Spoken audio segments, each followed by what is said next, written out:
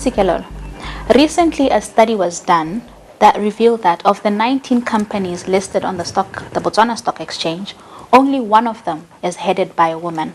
Why do you think this is so? There are many reasons as to why this could be so. These reasons are often referred to as variables. And by variables, you mean the many number of things that influence a particular situation. One of these could have been opportunity.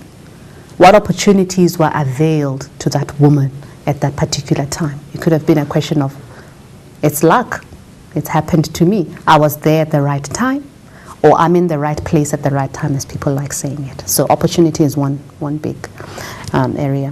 It could have been a question of technical aptitude and technical knowledge, that this woman was found having the requisite and the necessary knowledge in her field, surpassing her peers, and therefore being able to assume a leadership role. It could have been the issue of perceived costs of climbing the corporate ladder. Sometimes women look at climbing the corporate ladder and they see that it's quite costly to them in terms of what it is that it'll take. Might it take a lot of meetings that are endless when you've got to balance that with a life to be led? Might it take a lot of traveling? It might take a lot of burning of the midnight oil. It might take any number of things that you view as a cost. And when you weigh that against the benefit that you get out of it, you decide, you know what, I want to bow out of the rat race. I'd rather not go this route.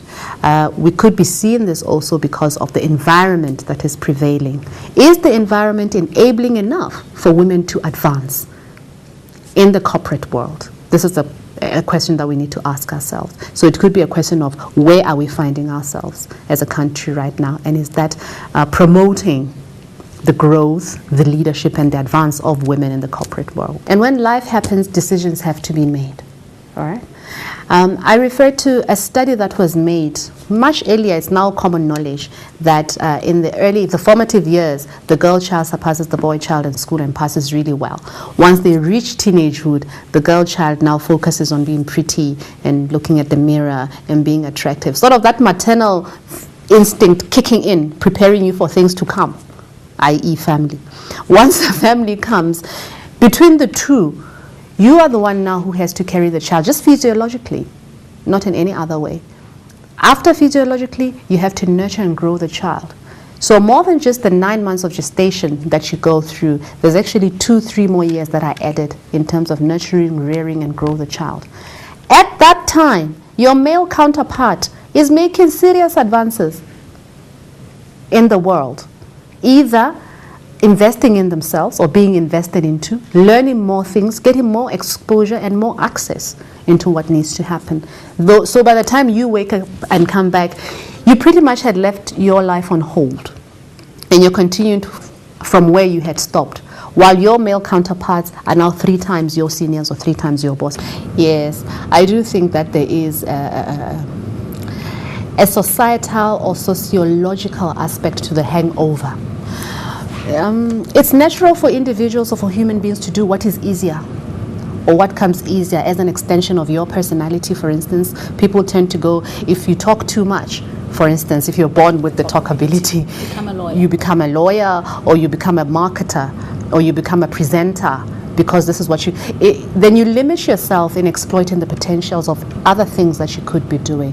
So in this case, women tend to gravitate towards the softer professions because of their nurturing role as mothers, as sisters, as girlfriends, whatever the case might be. So it's a natural gravitation, but it is misleading because that is not all that women are about or that a woman can do.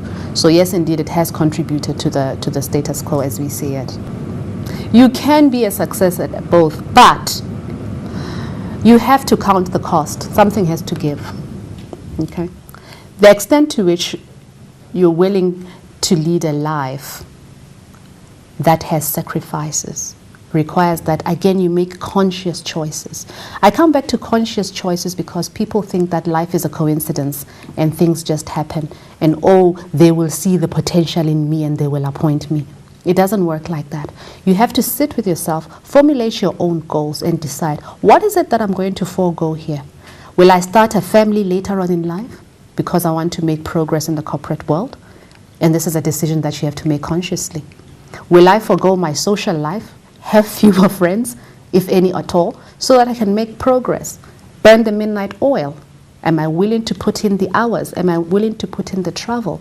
What is it that I'm willing to cut out of my life? So those kinds of decisions need to be made. And you do find that the women who have more support in terms of a family that has male and female together, tend to fare better than single women, because single women make more of these sacrifices. They do not have a partner that balances out when you have to make certain concessions just to move ahead.